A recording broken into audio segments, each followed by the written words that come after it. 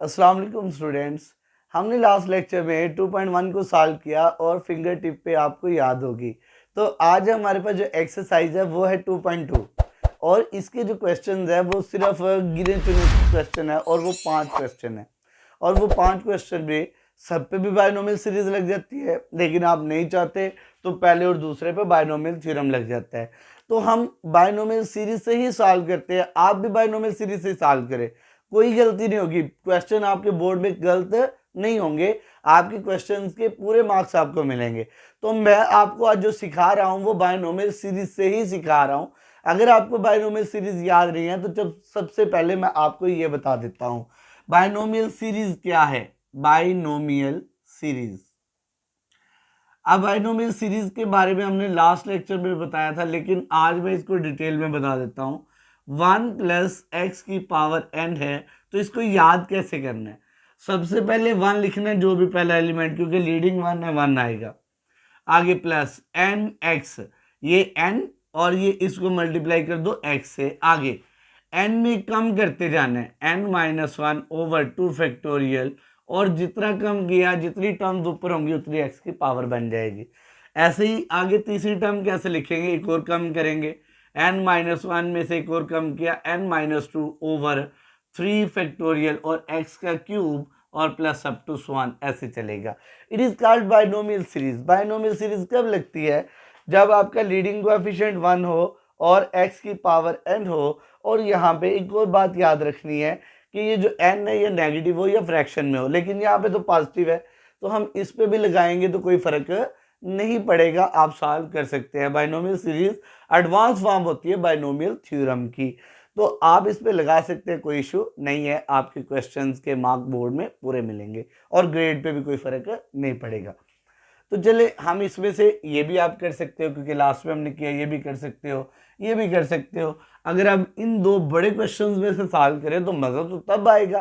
तो चले मैं इसका 5वें वाला पार्ट सॉल्व करता हूँ। इसका 5 वाला पार्ट है, सबसे पहले इसको लेट किया, लेट y बराबर है 1 over a g negative of b और होल की पावर आ गई 7। अभी ये इक्वेशन नंबर 1 नहीं है, देखिए स्टूडेंट, इसमें ऊपर गया, ये भी इस तरह का बन जाएगा। तो हमने सबसे पहले इसको ऊपर लेके जाना है, तो y is equal to a g negative b और इक्वेशन की पावर आ गई नेगेटिव 7 और ये इक्वेशन नंबर बन गई 1।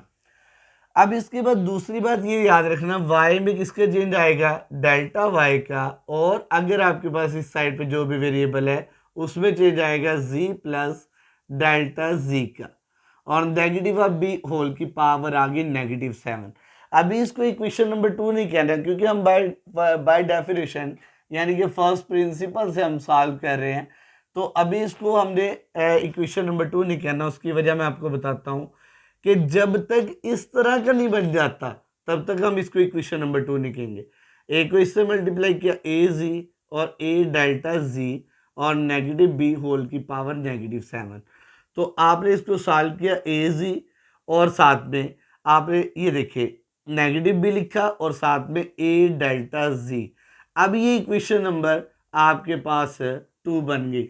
ये अब इसके ये वाला जो पार्ट है वो इसकी तरह का नजर आ रहा है, क्यों, हमने कॉमन लेना है इसलिए हमने ये बनाया है इसको, और y में डेल्टा y का चेंज। अब इसके बाद आपको स्टेप नंबर 2 याद है, स्टेप नंबर 2 है इक्वेशन 2 में से इक्वेशन 1 को आपने सब्सट्रैक्ट कर लिया। अगर आपको इस क्वेश्चन की समझ आ गई ना एक की, तो आप दूसरे फर से सॉल्व कर लेंगे। तो चलिए अब इसके बाद equation 2, y plus delta y और नेगेटिव y और is equal to a g negative b a delta g और होल की पावर आ गई नेगेटिव ऑफ 7 और नेगेटिव ए जी नेगेटिव बी होल की पावर नेगेटिव ऑफ 7 आ गई। आसान सा क्वेश्चन है, बहुत आसान सा क्वेश्चन है। अब इससे आगे चलते हैं। अब देखिए, अब यहाँ पे 1 बनाना है, क्योंकि ये दोनों में लीडिंग एलिमेंट एक जैसा है ये वाला। तो हमने इसको 1 बनाने के लिए आपको स्टूडेंट्स हमेशा बताया है कि आपने क्या करना है, वही एलिमेंट को कॉमन ले लेना है। तो ए जी नेगेटिव बी को आपने कॉमन लिया, तो पीछे क्या बचा, 1 plus A delta ji over a g negative b और होल की पावर आपके पास आ गई नेगेटिव 7। ये आपके पास देखिए ए जी आपने यहाँ से कॉमन उठा लिया, जहां से कॉमन लेते हैं वहां पे रह जाता है 1 और पीछे ए डेल्टा जी पे वो क्या हो जाता है, डिवाइड हो जाता है और बाकी नेगेटिव ऑफ क्या आ गया, a g negative b whole की पावर -7, ए जी नेगेटिव बी होल की पावर -7। अब आपने पढ़ा हुआ है अगर ए और बी के ऊपर एक जैसी वैल्यू हो तो ए को मिल जाती है और बी को मिल जाती है -7 और into 1 plus A delta ji over a g negative b whole की पावर -7 नेगेटिव ए जी नेगेटिव बी होल की पावर -7। अब यहाँ पे ये वाली एक टर्म है और ये वाली दूसरी टर्म है, ये सारी एक टर्म है ये वाली। अब सारी में से क्या कॉमन आया, आप सबको नजर आ रहा है, सारी में से कॉमन आ गया ए जी नेगेटिव बी और उसकी पावर -7 होल और ये आ गया 1 plus A delta ji negative over a g negative b whole की पावर -7 और इसको बाहर निकाला तो -1। तो स्टूडेंट्स अब हम ऐसी जगह पे पहुंच गए जहां पे बायनोमियल सीरीज लिख सकती है।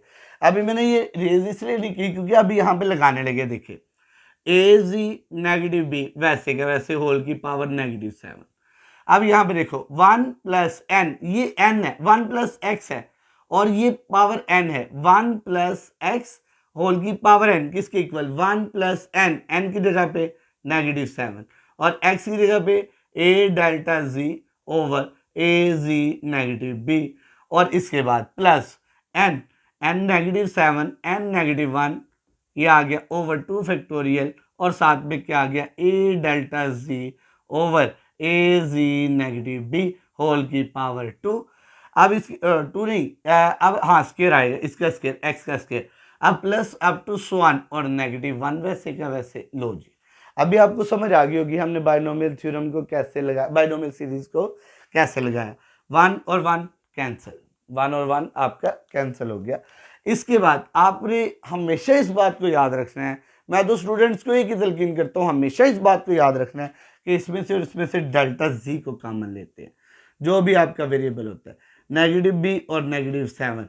अब डेल्टा जी कॉमन लिया तो पीछे आपके पास आ गया -7, डेल्टा जी निकला ए आ गया और divided by a g negative b plus -7 solve करने की जरूरत नहीं, ये सिंपल है तो -8 लिख लो ओवर 2 फैक्टोरियल लिख लो, फैक्टोरियल खत्म करने की।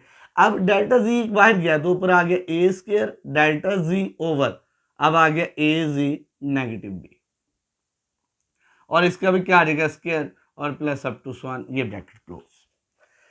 अब इसके बाद मैं इसको रेज करता जा रहा हूं, ये हमने बायनोमियल सीरीज को रेज किया और अब हम लगाने लगे हैं taking limit on both side. Taking अब टेकिंग तो बाद में लगाएंगे, हम डिवाइड करेंगे, किससे डिवाइड किया, डिवाइडेड बाय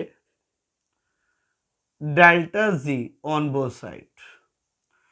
डेल्टा जी से डिवाइड कर दिया, या मैं एक सिंपल स्टेप कर लेता हूँ, ये डेल्टा जी को इस तरफ ले आता हूँ, delta y over delta g. लो मैं डिवाइड नहीं किया, आप डिवाइड कर लेना, लेकिन मैंने आपको एक ट्रिक बता दिया, इसको इधर ले आया मैं, तो आ गया a g negative b whole की पावर -7 और इनटू आ गया -7a divided by a g negative b अब प्लस -7 और -8 और डिवाइडेड बाय 2 फैक्टोरियल।